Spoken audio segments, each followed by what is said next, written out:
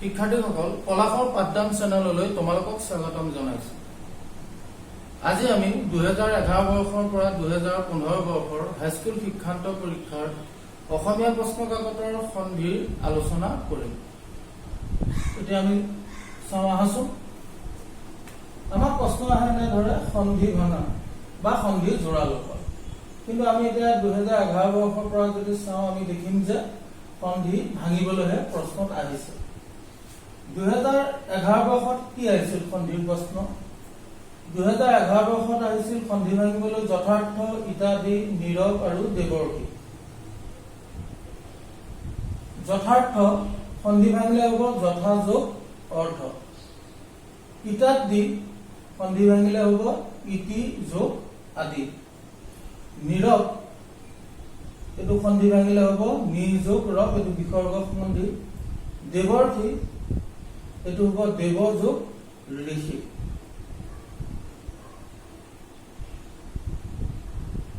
এবাৰ চাওঁ আমি 2012 বৰ্ষত সন্ধিৰ প্ৰশ্ননো কি আছিল। তাত সন্ধি ভাঙিবলৈ আছিল পৰীক্ষা, হিতাহিত, নাবিক আৰু হিমালয়। এতিয়া আমি পৰীক্ষাটো সন্ধি ভাঙিলে পাম পৰি যোগ ইক্ষা, হিতাহিত হিত যোগ অহিত,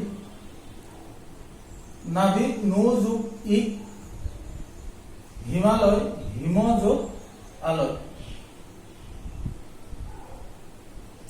2013 বৰ্ষত আহিছিল হিমাচল গিৰিন্দ। হিমাচলটো সন্ধি ভাঙিলে হ'ব হিম যোগ অচল, গিৰিন্দ গিৰি যোগ ইন্দ। আৰু দুটা আছে আমি ইয়াত পাম। 2013 বৰ্ষত অহা সন্ধি আৰু দুটা হ'ল যথেষ্ট আৰু উচ্ছেদ। যথেষ্ট যথাযোগ ইষ্ট, উচ্ছেদ উদ্যোগ ছেদ। 2014 বৰ্ষৰ সন্ধিৰ প্ৰশ্নসমূহ হ'ল